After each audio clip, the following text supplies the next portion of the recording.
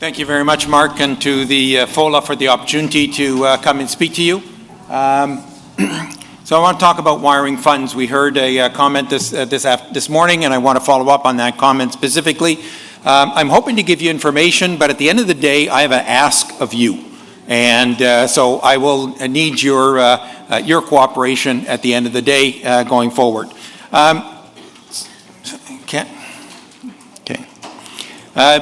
So basically, I'm going to talk about Payments Canada, their systems that they have for transferring funds. I'm going to talk to you about whether or not you have real money or not, and how do you confirm that you do have that money. Of course, we all trust banks, right? And so the question becomes, why do we care about this? We care about more and more increasingly putting holes on monies in trust accounts. Wires disappear, as we heard before. Not quite sure how they get processed. What is the process? When do you actually have money? Of course, these are fiduciary monies. They're in our trust accounts, and we need to be able to account to clients for it, and the banks are not helping us. And that's the whole idea, is getting down to the banks to help us going forward. And so Payments Canada, so let's start with that. What are the systems that set up? So Payments Canada is the association that sets all of the rules for all financial institutions across Canada. They have two systems right now. So the first one is ACSS, which is a batch processing. It is transferred over. The interesting thing about Canadian banking is they immediately give you a credit for the dollar. So they immediately put credit in your account. So you see $1, but it's a credit that can be pulled back. It will be processed, most likely will be settled, but you get no notification of where you are in the process or when it is settled or if it is settled, except when they pull it out, which of course is not what we want. And if you look at Payments Canada statistics, this is their statistics, 99% of the time that you see $1 in your account, it's a credit, which is a problem for us when we're trying to deal. How do you close a real estate transaction? How do you transfer funds to settle a litigation matter, a family matter, and so on, if you don't have actual money? The second system is a link system. That used to be the LVTS, Large Value Transfer System. It has now been modernized. It's now links. It has some great things. The wonderful thing about it is irrevocable. Not a credit, it's $1. You actually get $1 in your account. And that's what we want, is we want to understand that. Most people will say, well, wires are that. Well, the problem with wires is they don't exist in banking terminology. Everybody uses the word wire, but there's no such thing in banking as a wire. And so when banks say, oh, it's a wire, you're okay, not quite sure what that is. And I've asked the banks, if you say it's a wire, can you confirm to me, so I can confirm to lawyers, that they have good money? Oh, no, we can't say that. So I'm not quite sure what a wire is, but it's obviously something used. And that's where we have to try to figure out. To me, it's a transparency issue, and that's what I'm getting to. And I'll get to how the nice thing about it also is ISO 2022 compliant, which is a international data system. Basically, we used to have about 140 characters of data. Now we have about 10,000. So a lot of information to be transferred. Why don't transfer the fact that they have secure funds? I'm not quite sure yet, but that's a different issue. That's the issue we need to address. There is a new system that's coming, which is the real-time rail. They've been working on this. They promised it to us in 2023. We're in 2026. I just was at a conference last week, 3 days, with 2,000 of my closest banking friends, and they announced that they will be releasing and launching real-time rail in Q4 of this year. And so it will be out there. What is it that's different about it? Instantaneous funds. We have this in the US, they have it in the UK, they have it in Australia, they've had it for years. In fact, the US system just increased their limit from $1 million to $10 million. We're starting at 100,000. It's better than what I thought it was going to be, but at least we're there. But it's 24/7, 365. It's not batch. Once I send it to you, 10 seconds later, it's in your account. The beauty of it also is it's irrevocable. It's $1, not a credit. The problem again is transparency. How do you know? They tell me, now, and I'll come back to the link system where you have to make a request. The real-time rail, they've decided not to make it on request, there will be a confirmation that's sent to the payee and the payor. To the payee, the money's been sent. To the payor, you've received money. The problem, I understand, is they're going to say, you have a deposit. We're back in 99%. Is it a real-time rail deposit? Is it irrevocable? You have a deposit. Not quite sure, and that's where we're going to come back in a minute. There's another system which is outside of Payments Canada. It's the On Us system. And that's where you have the same financial institution that's transferring from branch to branch. It's internal. They have the money. And so basically what they've done is they signed a protocol to say they will treat the On Us transfer as if it was an irrevocable transaction. Wonderful. What code do you have? None. You have $1 that appears in your account. How do you know it's On Us? I guess you have to look and say, well, okay, you had a TD branch, I have a TD branch, you sent from your TD account to my TD account, it must be an On Us. We can assume that, I guess, but that's the problem I have again, there's no code to show. So we have basically a situation where they say 99% of the time it's a credit. If we have links, if we have real-time rail when it comes in, if we have On Us, it's irrevocable, but no notice of it. And that's the issue that I think we have to address. So how do we confirm that we have good monies? Well, if you go on the link system, there is a code that is created. When you send, so anybody sends wires from their desktop, from the branch, your bank's desktop application, that is using the link system. It provides, when it accepts the funds to transfer, it creates a PCRN, Payment Confirmation Reference Number. 16 digits of letters and digits, starts with LVTS. If you get that, then you know that you have irrevocable funds.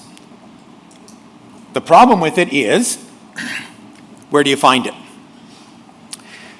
I asked the banks, they couldn't tell me. So what do? Go to ChatGPT. ChatGPT said, go into the system and find it. That's what I did, and I got it for each of the banks. I sent it to colleagues that use the banks. So for Scotia, these are the actual, not the ChatGPT instructions, but the actual instructions. So if you send the wire, you can go back in, drill down, and see the PCRN. We have it for TD. We have it for Bank of Montreal. Okay. Still waiting for RBC, so if anybody here uses RBC and sends wires, I'd love you if you could tell me, although somebody told me that they don't show the PCRN. Waiting for that. I've asked Royal Bank, they haven't responded, and CIBC is the same thing. I haven't had a response on that to confirm that this is the way, this is the ChatGPT instructions. But what you do is you go back into your system after you sent your wire, after it's successful, you drill down, you can see the PCRN, and then you know that the system used links.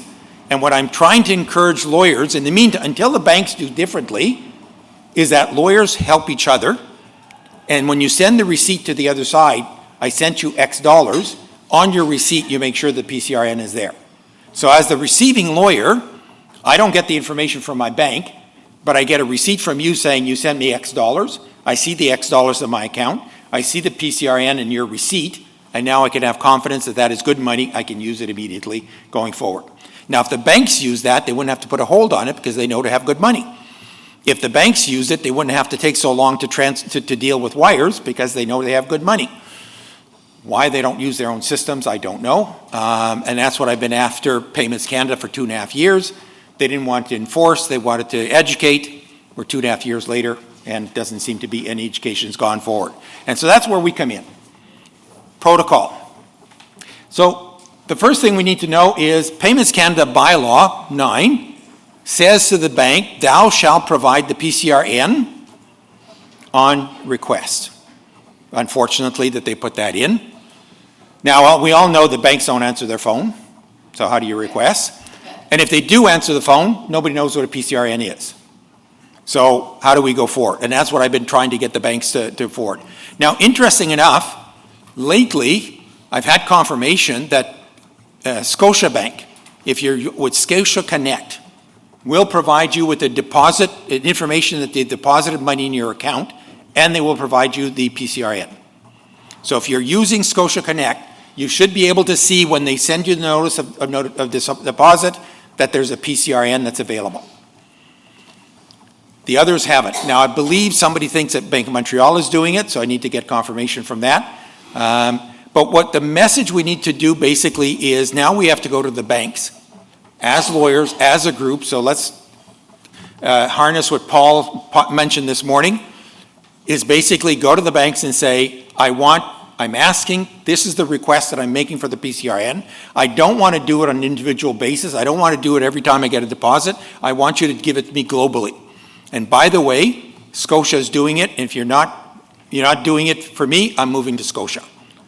Number of years ago, if you remember when the closing centers came in. Closing centers came in to try to avoid using lawyers in the real estate transaction. Real estate lawyers got upset. They went to their bank and said, TD, if you continue with this program, we're pulling our funds. And what happened? They canceled the program. So lawyers do have that ability to make changes. I've talked to Payments Canada about this. They say we've made too many changes already, we can't do anything else. Yes, you will get notice, but we don't know what that notice will be. That's up to the bank. I've talked to the banks, and banks say, well, we're not quite sure what it is, but there's no demand. So we need to create that demand. I'm talking to CBA, the Canadian bankers, Canadian bankers said, don't bother us. Payments Canada is not enforcing, so we're not doing anything.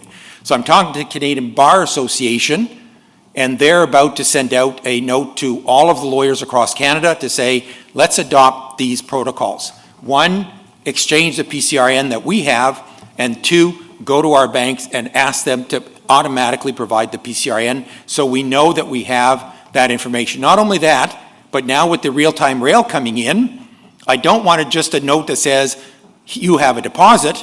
I want a note that says you have a real-time rail deposit, because now we know it's irrevocable, that's actual dollars. And while you're at it giving me notice, why don't you give me notice that I have an on-us transaction so I don't have to assume, but now I can know that you're treating it irrevocably.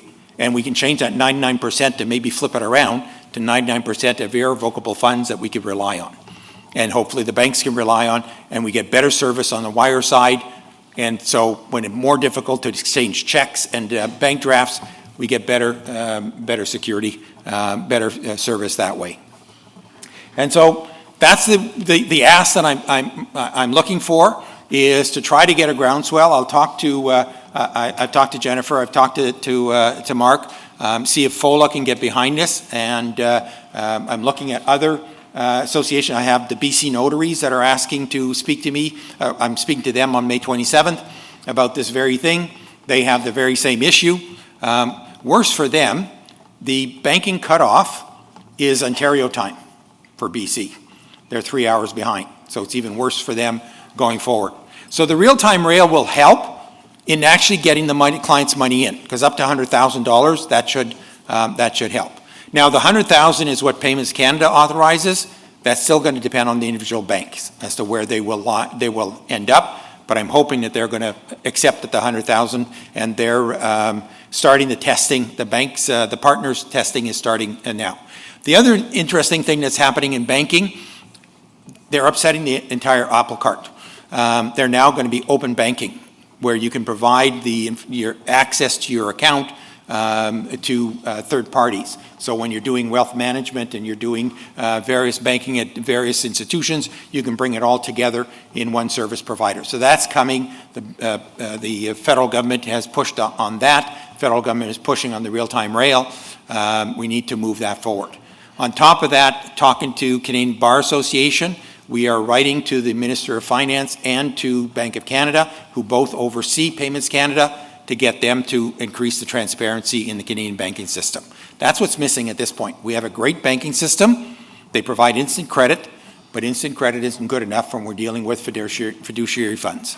And so I'm hoping that that's going to be able to turn things around, but it's going to depend very clearly that we need the groundswell coming up from individual banks, going to the branches, going to their head offices to get them to make the changes to the systems that we need. And they are changing the systems now, so it's appropriate time. And with that, that's basically what I had. LawPro coverage, just for some people who covering what we have endorsement 7. Endorsement 7 is for counterfeit checks and bank drafts. There are some conditions. $500,000 limit, Canadian institution. You have to receive the money. You have to receive that piece of paper. Your office has to see it and to deposit it. I know that's a restriction, but that is there. We also have the policy. If for some reason a bad check goes in, the money goes out because you've done the real estate transaction, that checks gets pulled. It may very well be that under our regular policy, we deem that as you being negligent in handling other clients' money, and we cover the other client's loss. Everything is dependent on the facts, but we are seeing more and more fraud situations or situations where money has disappeared. That is going to impact our claims. What impacts claims impacts your premium generally, and so we're trying to find a way to make this all happen in the best way possible with the least conditions going forward. Open to questions if you have any. So you're saying, just that I'm totally clear here, when you say I'm acting for the... So if I'm acting for a vendor and I get the trust money and I get the wire in, you're saying that without the PCRN, I can't distinguish between credit and dollar? Correct. Oh, okay. You clearly have $1 in your account, but it may just be a credit. Now, the banks tell us don't worry about it because, of course, it's a links transaction. And I say, yeah, well, that's wonderful. You know that, but I don't, as the person who's received the money. And that's my problem, is it's just transparency.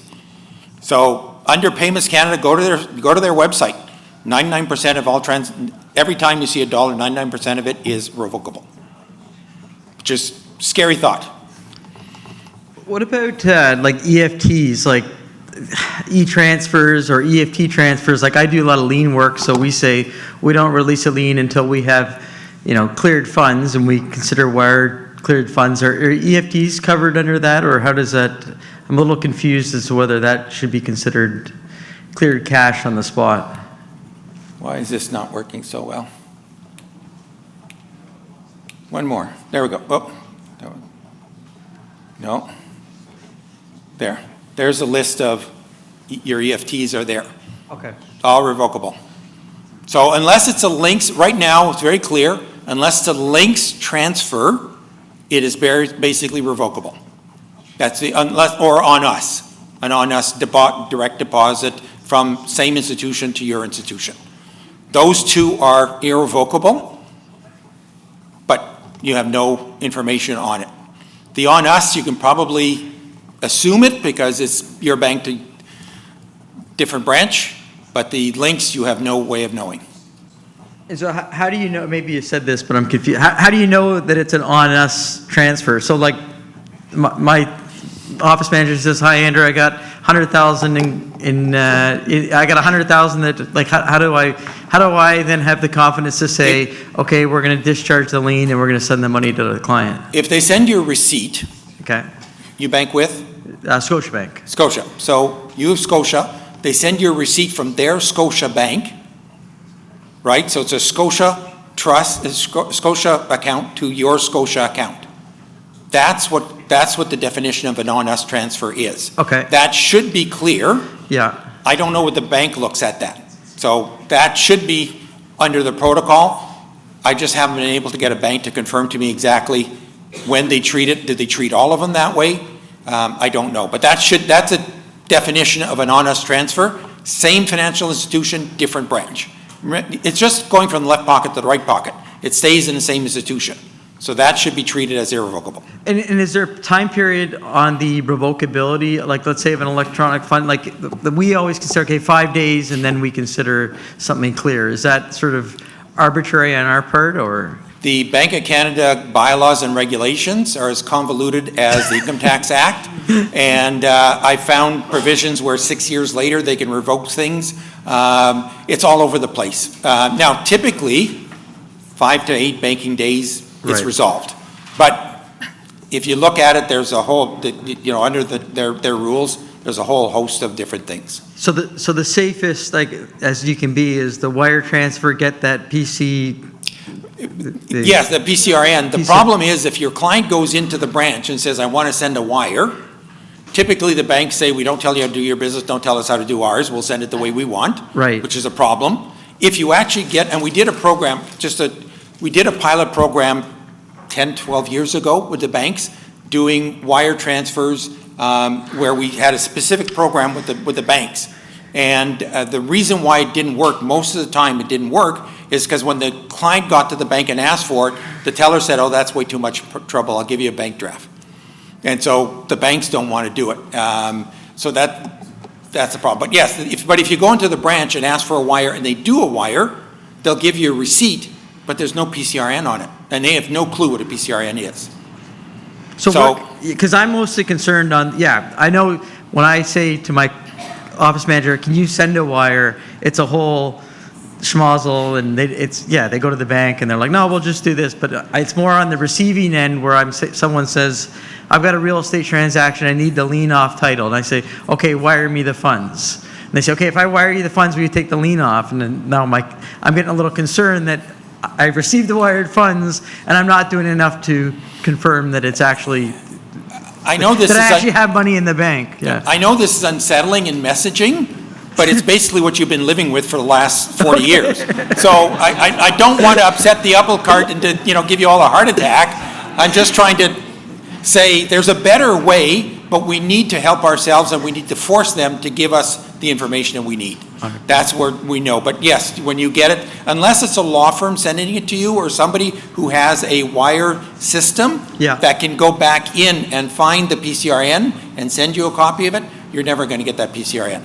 But law firms do, and I have a number of law firms that are now adopted that. They will send the wire, wait a minute, go back into their system, find the PCRN, print the receipt, and then send it to the other side. Right. Sorry. No, that's fine. Yeah, because we get wires sometimes from, let's say, real estate developers. Like, we need that lien off. And then they're just these random companies wiring us funds. So anyway, thanks. Well, at least now you have something to sue them on concrete, because now you have a piece, a wire that didn't go through. Yeah, thank you. So. I'll be very quick. So Liam Rafferty, Hastings, Prince Edward. I just wanted to confirm that my understanding is correct with respect to endorsement number 7. If I'm receiving funds from a purchaser's law firm, let's say I'm receiving certified funds, we would need to physically receive the original certified check in order to have coverage under endorsement number 7, that's right? Correct. So this old practice that some firms still have of doing the direct deposit and sending you the copy, if there's a problem with funds, we have no coverage, is that right? Not under endorsement 7, no. Okay, all right. However, we've never had a problem with a law firm check. So we believe in lawyers, and we've never had a claim reported to us that a law firm certified check bounced. Okay. So I think there's some comfort in that. If they're doing a direct deposit, they're showing you the copy of it, there's some comfort there, but endorsement 7, won't apply in that case. Okay, thank you. You're welcome. Sorry, I wanted to say one last point on that. It's not really a question, it's just the counter to this, and I appreciate Ray's comment about this being kind of what we've been living with for a long time. The challenge in the most, 6, 7, or 8 years has been that there's the fraud. And with the increasing in fraud, the banks are holding funds, they're scrutinizing funds, they're causing more disruption to the typical flow than what we would have seen before. And it's the convergence of the fraud issue with the problems with the banking systems that are creating this as a more urgent issue. I urge you to take back to your associations what Ray has said on a growing protocol to raise awareness of this, the seriousness of it, and to engage with your banks. Thank you so much, Ray. I've worked with Ray for about 3 years at LawPro. He's the best man to have in your corner, so thank you very much.